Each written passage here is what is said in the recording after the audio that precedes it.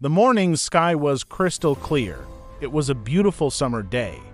A 29-year-old man was walking past a potato field when he heard the faint hum of an airplane engine. He shaded his eyes and looked up. High above, a single B-29 bomber glided through the blue. Two small parachutes dropped from its belly. He watched them drift, and then the sky caught fire. A blinding flash, brighter than 1,000 suns, erupted in front of him.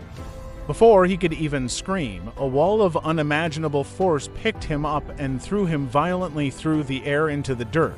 He didn't know it yet, but he had just looked into the eyes of a newly born god of destruction. He was at ground zero of a new era in human history. But surviving the deadliest weapon ever created was only the beginning of his nightmare. Because in exactly 3 days, the impossible would happen to him. All over again, welcome to Reality Chronicles. The year is 1945. The man in the potato field is Tsutomu Yamaguchi. He isn't a soldier. He isn't a general. He is just a naval engineer, a quiet man who loves poetry and deeply misses his family. For 3 agonizing months, Tsutomu had been stuck in the city of Hiroshima on a business trip. All he wanted was to go back to his hometown, to see his wife, Hisako, and hold his newborn baby boy. August 6th was supposed to be his final day. His bags were packed. His train ticket was in his pocket. He was going home.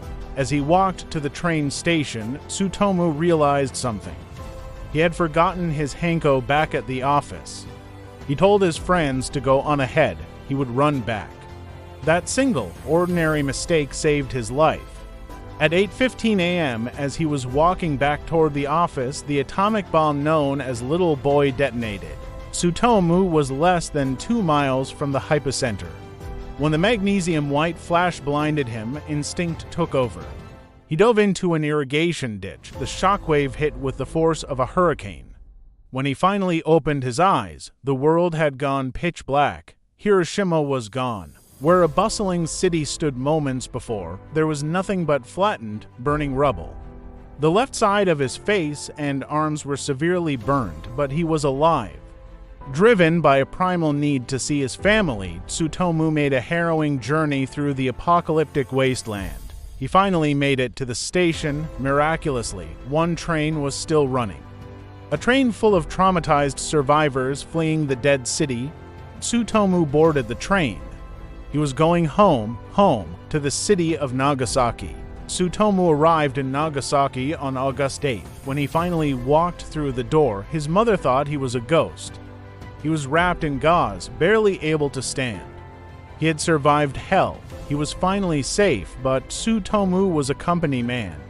Despite the horrific trauma, he decided he had to report to work the very next morning. It was August 9th. Tsutomu arrived at the Mitsubishi office at 11 a.m. His boss stared at him in disbelief.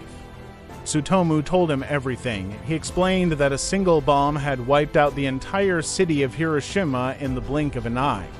His boss shook his head. "You're crazy, Yamaguchi," he said.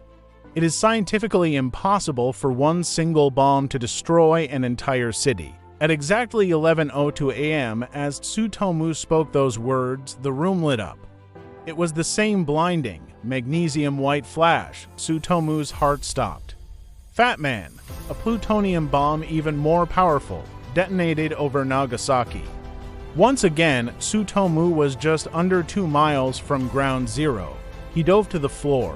For the second time in 3 days, Tsutomu Yamaguchi was buried under the rubble of an atomic explosion.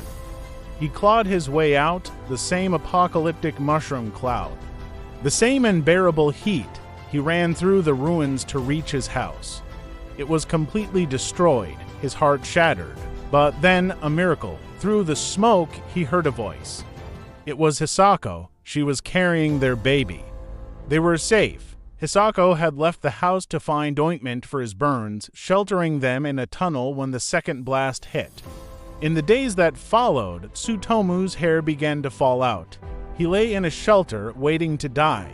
But Tsutomu Yamaguchi refused to die. Slowly, miraculously, his body began to heal.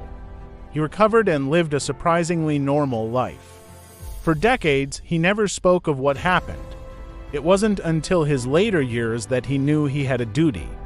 He began to speak out to abolish nuclear weapons. In 2009, the Japanese government officially recognized him as a twice-bombed survivor. He is the only person to hold this title. Tsutomu Yamaguchi passed away in 2010 at the age of 93. He survived a weapon designed to erase human existence. He looked at the apocalypse in the eye twice and walked out of the ashes. His story is a testament to the unbreakable resilience of the human spirit. The universe threw the most destructive force at one man, and he lived to be 93, leaving a legacy of peace. Thank you for watching Reality Chronicles. Like and subscribe for more unbelievable true stories.